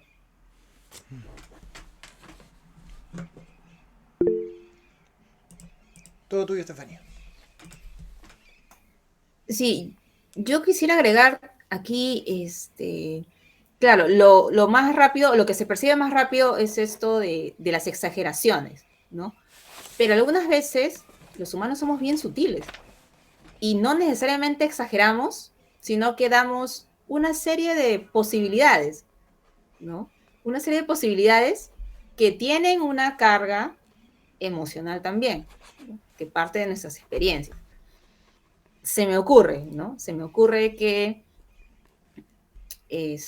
no sé, algo ha ocurrido, no sé, llegué tarde a mi trabajo, ¿no? Llegué tarde a mi trabajo, entonces voy a recibir una sanción. O el resultado de llegar tarde pues implicaría que va a haber una sanción para mí, ¿no? Yo puedo reaccionar exageradamente y decir, no puede ser, que ahora me van a despedir seguramente y todo un drama, ¿no? Pero también puedo hacer una lectura más sutil, pero que no es lo real, ¿no? O podría decir, van a hacer comparaciones con otras personas, o tal vez si no me despidan, pero me pueden, no sé, disminuir el sueldo para la próxima vez, o tal vez no van a contar conmigo en otras ocasiones. No sé. No siempre son exageraciones, sino también hacemos una lectura, para nosotros es no sé, como que un buen uso de nuestro razonamiento porque nos imaginamos un montón de cosas, ¿no? No sé si estoy aclarando, oscureciendo, pero bueno. Y algo que estuve pensando a propósito de lo que has mencionado, esta idea que se tiene también equivocada, ¿no? Esta idea que se tiene del estoicismo, de pensar en lo negativo. No sé cuál es la frase nuevamente en latín. Si me pueden ayudar ahí. El premeditatio malorum, pero igual es como súper inventada la frase, creo. Como que bueno, claro, pero eso, ¿no? O sea, que uno dice, entonces lo recomendable es pensar en negativo. Pensemos en lo peor que podría pasarnos. Y yo creo que tampoco va por ahí, ¿no? Porque ¿para qué voy a pensar en lo peor? Puedo pensar en lo que está dentro de las posibilidades, ¿no? Y eso el muñequito de Picteto estaría ahí, ¿no? Está dentro de las posibilidades que perdiera. Bueno, y ya está, ¿no? Pero es un ejercicio bien, bien complejo. O sea, bastante útil si quieres hacer una guía y luego para todos, por favor. Nos repartes una guía de pasos prácticos para ver las cosas como son. Joven Diego. Sí, de hecho yo pienso que esta, como le llaman visualización negativa, yo la encuentro optimista porque es como van a venir eventos no preferibles, pero aún así yo los puedo soportar, puedo planificar, puedo tener plan contingencia y puedo mantenerme imperturbable ante estos eventos no preferibles. Para mí es optimista. En ese sentido, como para darle vuelta.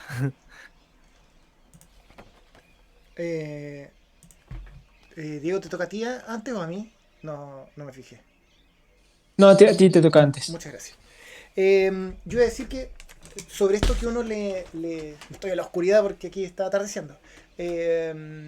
Esto de que uno le atribuye al evento cierta carga por ejemplo, yo estoy leyendo una revisión de literatura general sobre la culpa. Es como la psicología están intentando, hicieron una revisión hace 350 textos sobre la culpa, que se sabe que es verdadero y que no. Ellos proponían que una de las grandes teorías es que existen culturas de dos grandes tipos. Las culturas que empujan al sujeto o le enseñan mediante la culpa o mediante la vergüenza. Y nosotros, que somos occidentales cristianos, la culpa es lo nuestro. Los japos, por ejemplo, tienen una cultura de la vergüenza. Entonces, administramos la sanción social de manera distinta. A mí me encantó. Bueno, el asunto es que la conclusión de ellos es que la culpa es una lectura irracional de los eventos ocurridos. Irracional. Y que nos dañaban a nosotros individualmente y a nosotros de forma colectiva. Esa era su conclusión generalísima. Y que, cito textual, llevaríamos una mejor vida si abandonáramos la culpa y la reemplazáramos con comillas, juicios racionales sobre los eventos. Ahí yo dije, pero ¿qué es esto, Dios mío, Santo Jesucristo, Salvador? Ilumíname. Pero al leerlo dije, pero amigos, claro, pero claramente. Entonces, cuando ahora uno esté llegando tarde al trabajo, por ejemplo, no, es que me van a despedir, es que no cumplí con mi trabajo, es que no soy un buen trabajador, es que la culpa, amigos, la culpa la dejamos en Jesucito y retornemos a una lectura objetiva o comillas realista de los eventos. En la mañana tuve que resolver algo con mi perro o con mi hijo. El transporte público está en paro porque hay una seria movilización. En el fondo, no es excusarse, pero sí no atribuirle culpa a los eventos. Y con eso, ufa que nos liberamos. Ufa que nos liberamos. La culpa creo que es uno de los pesares más espantosos que hemos heredado de Europa. Entonces, si es que... Nada, eso quería hacer el vínculo. Y claro, junto a Diego le había propuesto el otro día trabajar esto de la culpa desde una perspectiva estoica, puede que ser interesante. El joven Diego. Es excelente que toques ese tema, sería genial que puedas mandar el texto en el grupo. Y me gustaría referirme, y creo que era lo que trataba desde mi primera intervención, hasta qué punto es necesario, y quizás ya suena aristotélico como este punto medio, hasta qué punto es necesario y nos han sido útiles estos sentimientos o estas perspectivas respecto a la vida, a los eventos. O sea, mencionaba, digo, que yo voy a prevenir este desastre, por ejemplo, los terremotos en Chile, o supongo que se adaptarán al contexto de cada quien, pero entonces yo me preparo. ¿Por qué? Porque a pesar de que yo sé que eso va a llegar o puede suceder, pues lo aceptaré y entonces tendré mejores herramientas para sobrellevar ese evento. Pero, y con el ejemplo que estabas poniendo, Alfonso, de llegar tarde al trabajo, siento que ya no sería culpa como tal, sino serían perspectivas irracionales y ponderadas respecto a la culpa. Hace un momento mencionaban que no es que el sabio no tenga emociones, sino que no tiene estas sobreestimaciones respecto a las emociones. Entonces, ¿hasta qué punto realmente no es bueno y necesario estos miedos, estas culpas? Incluso yo me atrevería a decir que más que miedo o culpa, hay muchos casos en los que realmente es ansiedad respecto a los eventos, ¿no? O sea, puede ser muy funcional. Por ejemplo, hablaba Estefanía que por poco no hacía la presentación, pero que en la mañana se puso a leer el libro y tal.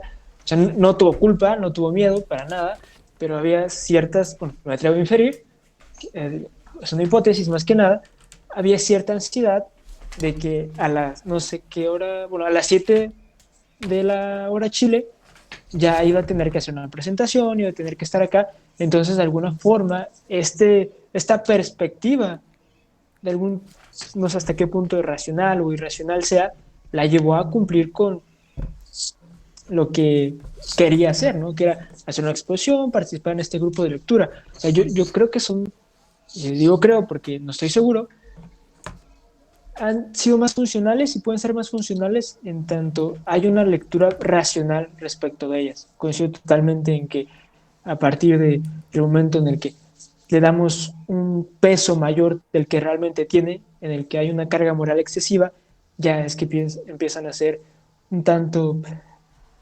eh, disfuncionales para nosotros.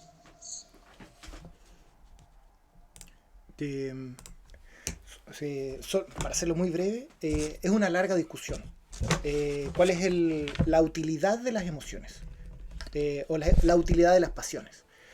Hay muchos argumentos a favor, pero la posición que tiene el estoicismo es que si tú puedes hacer algo bueno o algo efectivo usando tus palabras, o funcional usando tus palabras, con alguna pasión, por ejemplo la ira, el argumento central, y con Diego lo hemos hablado muchas veces, es como si es que tú tienes lo usaba Séneca, si tienes un ejército y el ejército está enojado y su enojo lo hace pelear con más fervor, Séneca decía, bueno, también el alcohol, pero no por eso vas a tener un ejército de borrachos. Si es que uno tiene, por ejemplo, la ansiedad, por ejemplo, hará que algunos estudien con más ahínco, sin duda, sin duda. Pero también la ansiedad hará que muchos otros no puedan estudiar simplemente, prepararse para su examen, por tanto fallando en él. Si están todos tranquilos y todos claros, con una mirada como realista del examen, tendrían las emociones no pasarían a ser, no intervendrían en el resultado. Los que dicen que sí, que las pasiones son un motor o una energía, claro, los vitalistas. Nietzsche es un gran famoso de eso, no vamos a entrar en el asunto, pero que decía que las emociones sí tienen un uso y que deberíamos aprovecharlas. La respuesta a Nietzsche desde el estoicismo sería ese provecho es bastante riesgoso y caótico porque uno nunca tiene el gobierno total sobre la emoción que te embargó. Séneca sí lo decía, es como la ira hay que pararla en su origen, porque si la dejas gobernar un rato no sabes hasta dónde te lleva. Y así con las pasiones, así con el deseo, así con el miedo, el terror y la melancolía. Estefanía, tú habías levantado tu manito. Sí, es que justo pensaba en la razón por la que finalmente salí a exponer. y tiene que ver con esto de ser más racional, pues, ¿no? Porque una respuesta podría haber sido, no, qué vergüenza, ¿no? ¿Cómo voy a quedar mal? Y lo hago. Pero no ha sido tanto por eso, sino ya fue por un tema de que, vamos, o sea, es lo que tú te hayas comprometido, vas a dar todo lo que tienes, ¿no? Y lo que resulte ya también escapa de tu control. justo era mi tema. Entonces, y lo que mencionaba Alfonso hace un momento, ¿no? O sea, si estas emociones o esta ansiedad o este estrés que muchos consideran como